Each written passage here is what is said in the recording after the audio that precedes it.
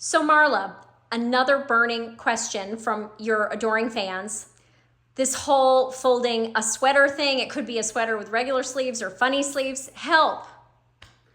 Easy, easy, easy. I hate to admit it, but many, many, many moons ago, I worked as a merchandiser for Ralph Lauren in New York. And I like to call it the Ralph Lauren fold, okay? Now, once again, most people do this. They fold it like this, boom. It's messy. No, no, no, no, no. What I do is I lay it flat. A bed is the best surface. I fold the arms in, and these arms are complicated, but I fold them in. I follow the natural lines. Fold it in where the neckline is, fold it in where the neckline is, fold it in half, which is the natural part of your body that bends over, so that when you unfold it, it's not a wrinkled mess. And there you go. She's beautiful.